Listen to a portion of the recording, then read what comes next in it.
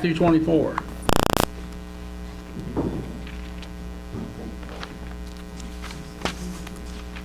Matthew 24 and verse 36. But of that day and hour no one knows, not even the angels of heaven, but my Father only. But as the days of Noah were, so also will be the coming of the Son of Man. For as in the days before the flood, they were eating and drinking, marrying and giving in marriage, until the day that Noah entered the ark, and did not know until the flood came and took them all away. So also will be the coming of the Son of Man. And as Luke also records that, he said, as it was in the days of Lot, they planted and they built it. So right up to the very end, it's like everything goes on the same. The world is coming apart, it seems, as you heard in the update and you see on the news every day. You know, California is in severe drought, water restrictions. They're building water plants to use seawater to make it drinkable. They're recycling sewage to drink, and still the big deal in the news is building a new football stadium. Building, planning, marrying, giving in marriage, gay marriage, eating and drinking, as in the days of Noah. The intent of their hearts is only evil continuously. Just look at the whole world, look at the news day after day, and that's what we're dealing with. Well, we can tell by world events that we are getting closer. But again, in verse 36, of that day and hour no one knows, not even the angels of heaven, but my Father only. And we have discussed this in the past, of course, but today I'd like to look at it from the point, well, what do the angels know? They don't know the day or the hour, only the Father knows. When we look at Acts chapter 1, right before the ascension, and in verse 6, he says, therefore when they had come together and they asked, saying, Lord, will you at this time restore the kingdom to Israel? And he said to them, it is not for you to know times or seasons which the Father has put in his own authority. So, I mean, the question was, when is the kingdom going to be set up? And his answer was, only the Father knows. It's in his authority. So we look at Revelation chapter 5. And we see in verse 1, it says, and I saw in the right hand of him who sat on the throne a scroll written inside and on the back, sealed with 7 seals. Then I saw a strong angel proclaiming with a loud voice, who is worthy to open the scroll and to loose its seals? And of course this is a scene in heaven at the throne of God. And no one in heaven or on the earth or under the earth was able to open the scroll or to look at it. So I wept much, because no one was found worthy to open and to read the scroll or to look at it. And of course John is projected into this scene. He's allowed to see this in a vision of what's going on in heaven, this whole episode. So verse 5, but one of the elders said to me, do not weep. Behold, the Lion of the tribe of Judah, the root of David, has prevailed to open the scroll and to loose its 7 seals. And I looked, and behold, in the midst of the throne and in the 4 living creatures, and in the midst of the elders stood a lamb, as though it had been slain, having 7 horns and 7 eyes, which are the 7 spirits of God sent out into all the earth. And he came and took the scroll out of the right hand of him who sat on the throne. Now when he had taken the scroll, the 4 living creatures, the 24 elders, fell down before the Lamb, each having a harp and golden bowls full of incense, which are the prayers of the saints. And they sang a new song, saying, "You are worthy to take the scroll, to open its seals, for you were slain, and have redeemed us to God by your blood, out of every tribe and nation and people and tongue, and have made us kings and priests to our God, and we shall reign on the earth." Then I looked, and I heard the voice of many angels around the throne, the living creatures and the elders, and the number of them was 10,000 times 10,000 and thousands of thousands, which is basically 100 million angels. And they're saying with a loud voice, "Worthy is the Lamb who was slain to receive power and riches and wisdom and strength and honor and glory and blessing." The angels know when Christ takes the scroll out of the Father's hand, that day has arrived, the beginning of the end. So this is the scene that they're looking at. You know, all the events of the end time are on that scroll, and it's in the Father's hand, and nothing's going to happen until he decides at the time, and he holds the scroll out, and Christ comes over and takes the scroll out of his hands, and this ceremony takes place, and then Christ opens the first seal. You always remember Christ is in charge. He's the one that opens the first seal. It doesn't start until he gets the scroll and opens the first seal. Everything else to that is just all this stuff we're going through. So the angels know what's going to happen. They know that when this takes place, this is it. Well, why should they care? Well, let's go back to Luke chapter 15.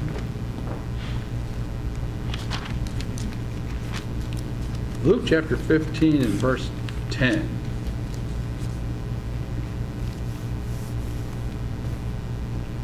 "Likewise, I say to you, there is joy in the presence of the angels of God over one sinner who repents."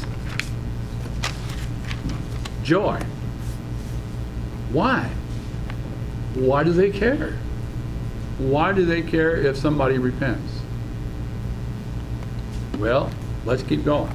Hebrews chapter 1. Hebrews chapter 1 and verse 7, he says, "And of the angels," he says, "who makes his angels spirits and his ministers a flame of fire." Verse 13, "But to which of the angels has he ever said, 'Sit at my right hand till I make your enemies your footstool'? Are they not all ministering spirits sent forth to minister for those who will inherit salvation?" The angels, are here to help us, to minister to us, the ones who inherit salvation. That's why they care. Chapter 2 and verse 2 says, "For if the word spoken through angels proved steadfast, and every transgression and disobedience received a just reward, how shall we escape if we neglect so great a salvation, which at the first began to be spoken by the Lord, and was confirmed to us by those who heard him?" Angels speaking the word. And you go back through the Old Testament, and you remember all the different cases where the angels would speak. The angels would, like in the case of Gideon, they'd come and tell Gideon what was going to happen, and then they have this, well, you know, how about dew on the ground, nothing on the fleece, and they go through these things, but it was the word that the angel spoke was going to happen. And you read that all through the Old Testament of different situations where the angels were involved. Acts chapter 7.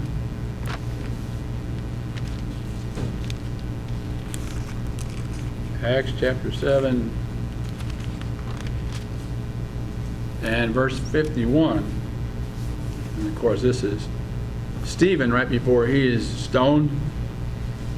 He says, you stiff-necked and uncircumcised in heart and ears, you always resist the Holy Spirit, as your fathers did, so do you. Which of the prophets did your fathers not persecute? And they killed those who foretold the coming of the Just One, of whom you now have become the betrayers and murderers, who have received the law by the direction of angels and have not kept it. So angels have been involved since the beginning. And again in Galatians chapter 3, there's another comment. Galatians chapter 3 and verse 19. He says, what purpose then does the law serve? It was added because of transgressions, till the seed should come, to whom the promise was made, and it was appointed through angels by the hand of a mediator. So once again, the angels have been involved in this whole process.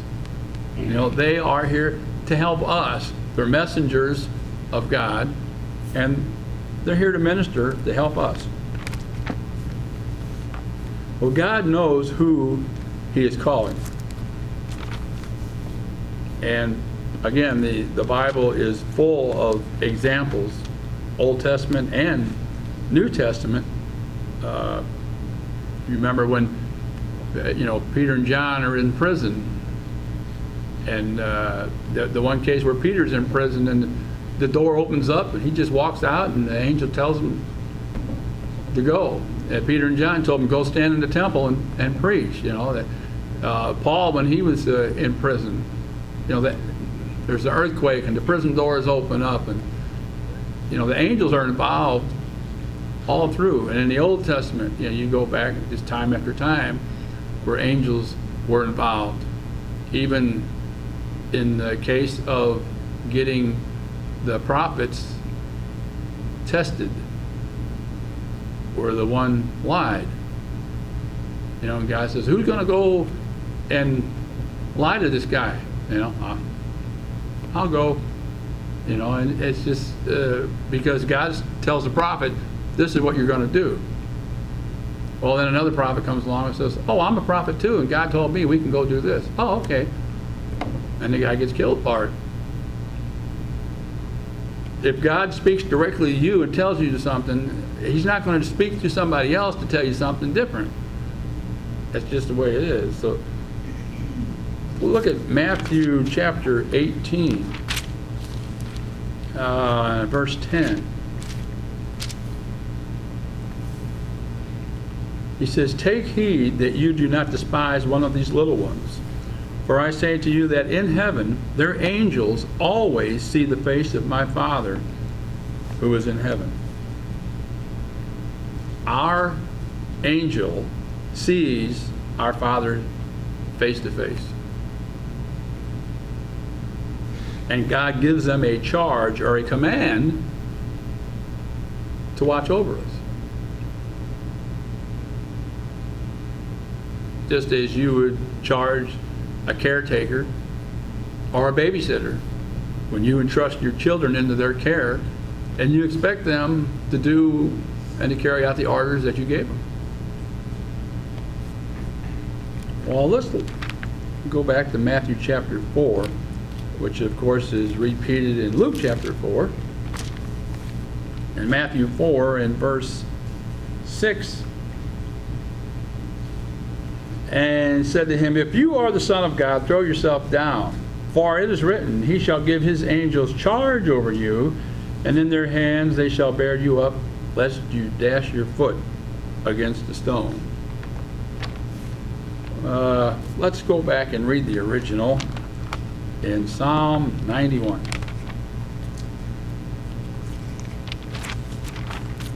Psalm 91.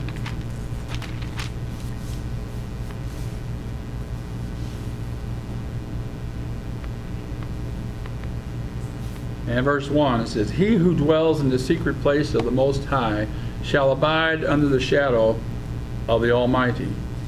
I will say of the Lord, He is my refuge and my fortress, my God, in Him I will trust. it's not always easy to trust God. I mean, you say you trust God as long as you have some kind of control over something. When you have absolutely no control over anything, you have to trust God. There is nothing else. You know, when you get woke up in the middle of the night because there's a tornado warning and you don't know what exactly is going on because of the way the system is now, why it's for a county. You know, in my case, my county, you know, it can be for Herman, which is the other end of the county. You know, it's 50, 60 miles away. It doesn't have anything to do with me. And of course, I'm so far out, there's no sirens. You know, the phone rings. They wake you up, and they get you in time. Okay, if not, well, you know. I mean, a lot of times it's already over with, and the phone finally rings and says, "There's a tornado warning in your area." Thanks. But I hate getting woke up in the middle of the night because I don't know where it's at. I said, "Gee, what do I do?" You know, sometimes I'll get up, turn on the TV, and say, "Okay, is there some kind of something going on? Where's it at? Where's it coming from?" But when you have no control, you have to trust God. That's all you can do. You pray, and you put it in His hands, and He's in control, and you have to trust. And that's what we're saying here. You have to trust Him. Surely He shall deliver you from the snare of the fowler and from the perilous pestilence. He shall cover you with His feathers, and under His wings you shall take refuge. His truth shall be your shield and your buckler. His truth is what? Thy word is truth. And what does His word tell us? Trust Him. Because it says He will deliver you. He will cover you with His feathers. He will provide refuge for you. Those are the promises that we just read in the first 4 verses. It says, "You shall not be afraid of the terror by night, or the arrow that flies by day, nor the pestilence that walks in darkness, nor of the destruction that lays waste at noonday." You know, whatever the situation, He says, you don't have to be afraid. If you're going to trust God and you're going to believe His promises, then you don't have to be afraid. 1,000 may fall at your side and 10,000 at your right hand, but it shall not come near you. Only with your eyes you shall look and see the reward of the wicked. Now you're standing there and 1,000 people drop and 10,000 drop over here, and you're just watching it. It doesn't bother you, it doesn't hurt you, you're just watching it. How does that happen? Because you have made the Lord, who is my refuge, even the Most High, your dwelling place. No evil shall befall you, nor shall any plague come near your dwelling. Why? Because He shall give His angels charge over you, to keep you in all your ways. In their hands they shall bear you up, lest you dash your foot against a stone. You shall tread upon the lion and the cobra and the young lion and the serpent you shall trample underfoot. Because He has set His love upon me, therefore I will deliver him. I will set him on high, because he has known my name. And you can go back through your life, and if you really think about it, you could probably think of at least one situation every year where an angel has been involved in some situation. That God has sent, that angel as it faster than the speed of thought. And your angel is seeing God face to face, and He's here, and He's there, and He's here. Constantly, back and forth, getting commands, getting in charge. Now, I can remember cases that should have turned out a whole lot worse than what they did all the way back when I was 3 years old.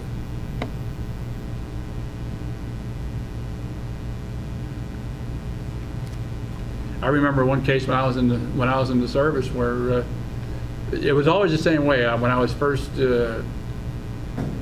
just a seaman, and the petty officer was driving the boat, and he'd pull up to the beach, and I would have to go up and work on the light, working aids and navigation on the river, on the Missouri River, the Mississippi River. And we had a couple of old lights that were nailed to the tree, and the river was down, so it was just nothing but rocks. And it was always the same procedure. Every time he would pull up, I'd get out of the boat and go work the light and come back and push off, and we go up to work the next one. So we pull up to this light. I got out, and he says, "Just hold the boat, I'll do it." Okay. He got out, went up on the light, and it come crashing down with him. And he hit the rocks and split his head open. We had to take him down to the boat dock in Herman, have an ambulance waiting, take him to the hospital. And he ended up with 7 stitches in his head. And that was my accident.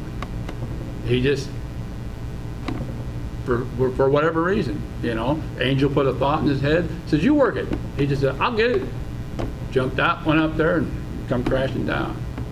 Just like that. So things happen. And you have to stop and think,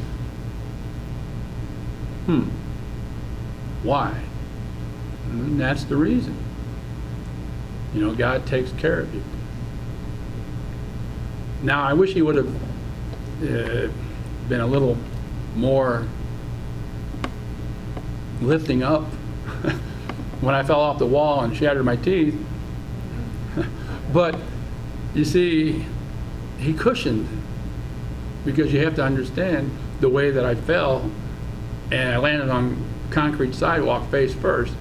I could have easily broke my neck and been dead or paralyzed, but the fall was cushioned, though it didn't feel like it, because that's all I did was, I punctured a disc in my back, which I didn't know for another 20 years, but I'm fine. And of course, I've told you about and I've shown you the picture of my son's car accident, where, the whole car, the roof of the car wrapped around a tree, and the roof was crushed down to the floorboard right behind his head. And yet he's sitting there, unstraps himself, crawls out of the car window, and the only scratches he's got was crawling through the broken glass. And the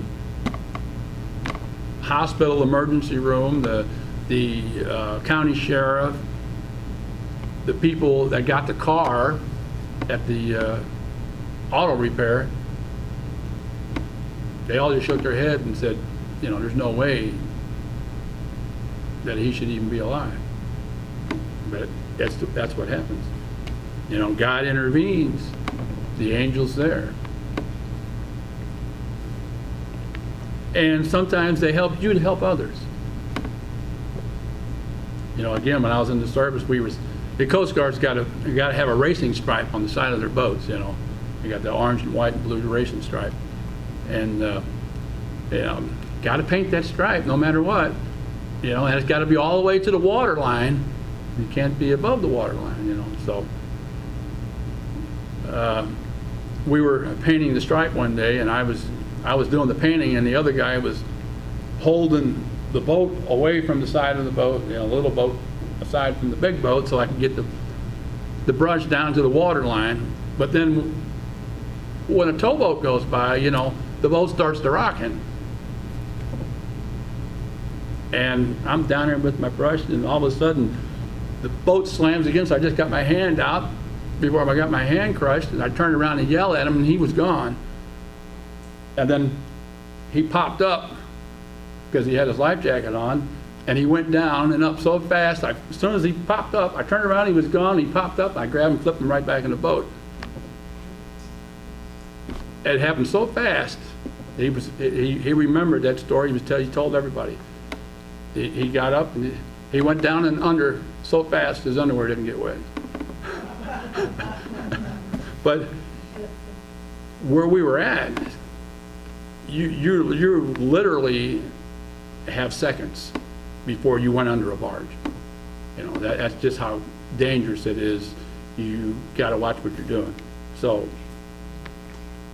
and you know, you're sitting there, you think, well, the barge is like a boat. And no, that barge is sitting there, and it's 6 feet of it's underwater. So when you hit that barge, you're going down 6 feet, and even if you know, the current's moving 7 miles an hour, and you're hitting your head on that steel at 7 miles an hour, and then going underneath it for maybe 100, 200 feet before you come back out. And of course, if there's a boat on the end of the barge, then you're going through the rudders and the screws, and so it's but it's just that quick, you know. God helps you to do the reflexes, and you just turn around, just grab him, flip him right back in the boat. Just 1, 2, 3. He didn't know what had happened, except he was all wet. So, you know, if you look back and you think, you know, there's cases all through your life where God has intervened by the angels, because they are here to minister to us, because we are those who shall inherit salvation. Well, as you all know, from all the things that are going on,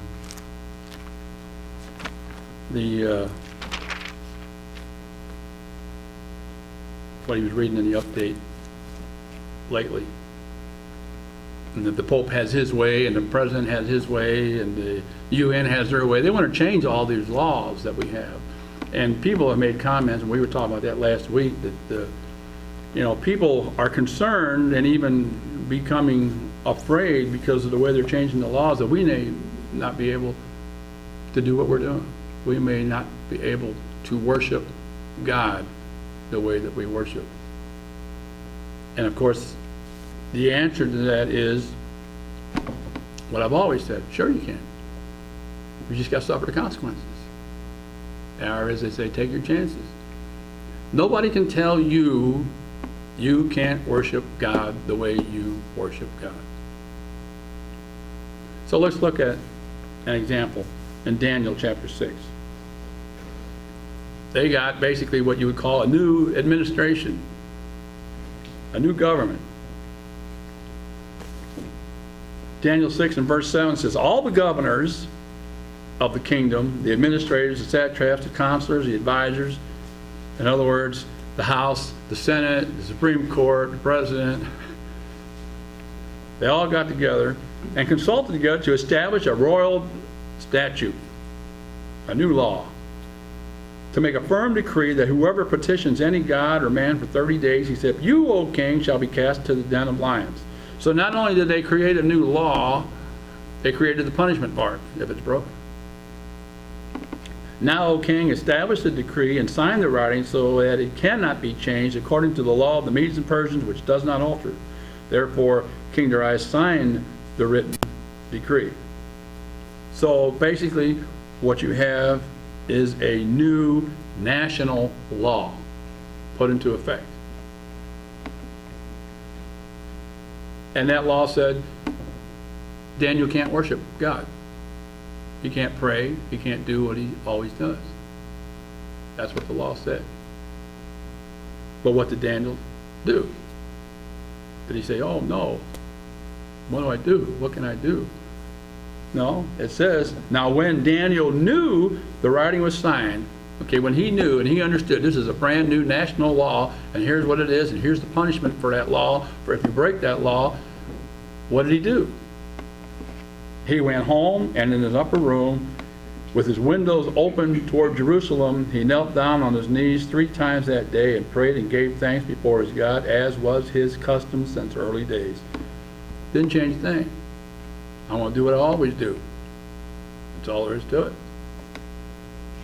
Then these men assembled and found Daniel praying and making supplication before his God. And of course, you know, they were setting him up in the first place, but because they wanted to get rid of him. So what did they do? Well, you know the story. They went and they told the king what all had happened. Oh no, and the king was all upset because he knew he had been trapped in doing this to get rid of Daniel. And so Daniel gets thrown into the lion's den. Well, in verse 19, it says, well, in fact, in verse 18, it says, the king went to his palace and spent the night fasting, and no musicians were brought before him, and his sleep went from him. Then the king arose very early in the morning and went in haste to the den of lions. And when he came to the den, he cried out with a lamenting voice to Daniel. The king spoke, saying, Daniel, Daniel, servant of the living God, has your God, whom you serve continually, been able to deliver you from the lions? Then Daniel said to the king, O king, live forever. My God sent his angel and shut the lions' mouth, so that they have not hurt me, because I was found innocent before you. And also, O king, I have done no wrong before you. And I was innocent before God. Done no wrong before you. So, his angel, again, what happened? He did what he always did. You think Daniel read the Psalms? Well, in the Psalms, you know, David said he prayed morning, noon, and night, which is 3 times a day, and that's what Daniel did all of his life. The same thing. He did what he always did, and he read in the Psalms what we read. Thy word is truth. And in your word, you have promises that you're going to protect me. You're going to take care of me. You're going to give your angels charge concerning me. So what did he do? He trusted God. God sent the angel. He said, I'm going to do what I always do. That's all there is to it. He got thrown into the den of lions, and he just sat there all night with these lions. And God shut the lions' mouth. I don't know what he did all night long. If he was petting the lions, trying to be friendly, if he stayed away from the lions, I don't know, you know. Who knows? I mean, you just have to wonder. But you know the end of the story, what happened.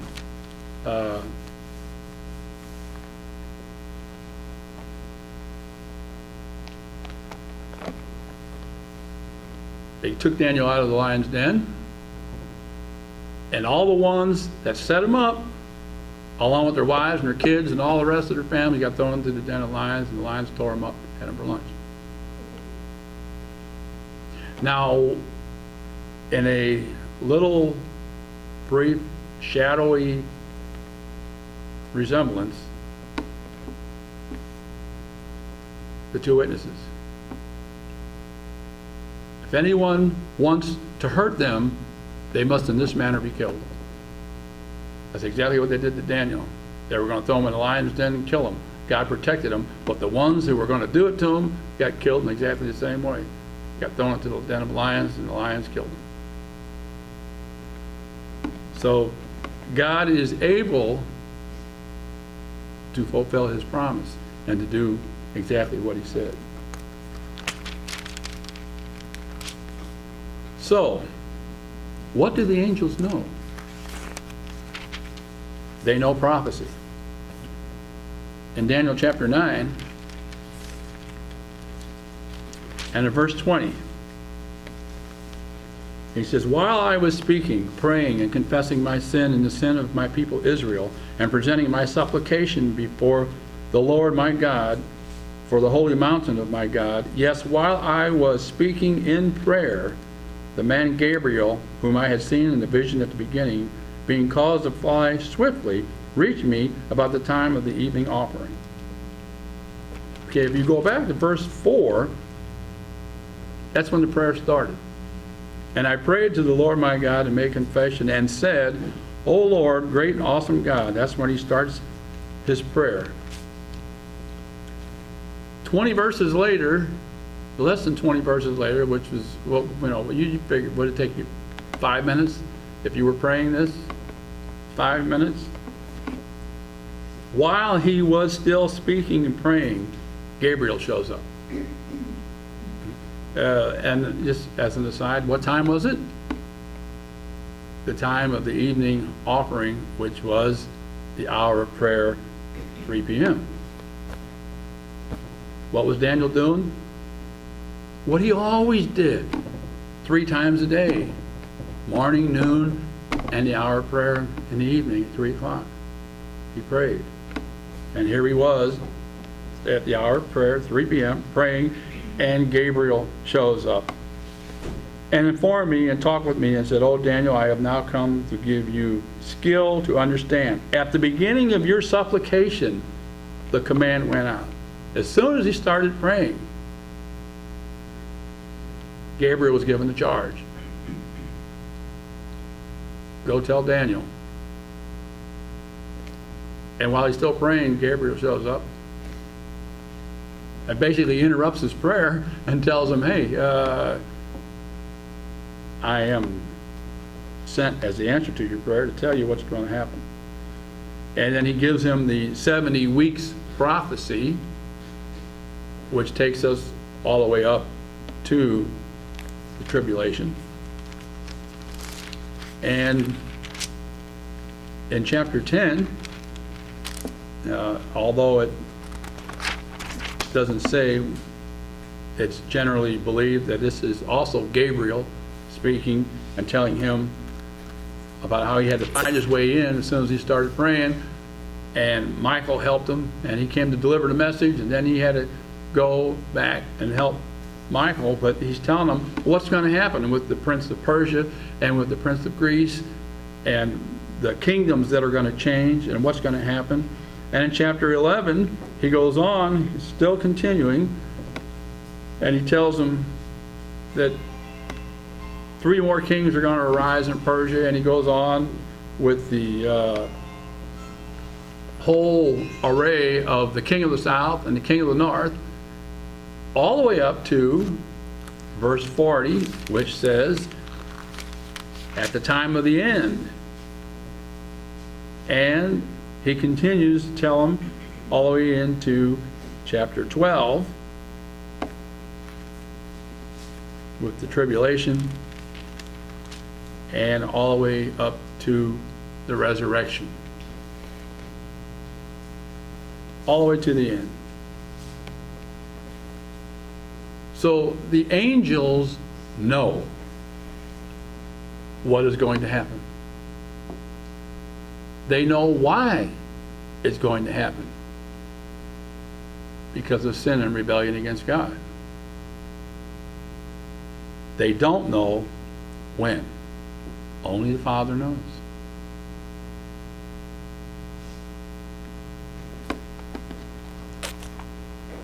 Revelation chapter 8.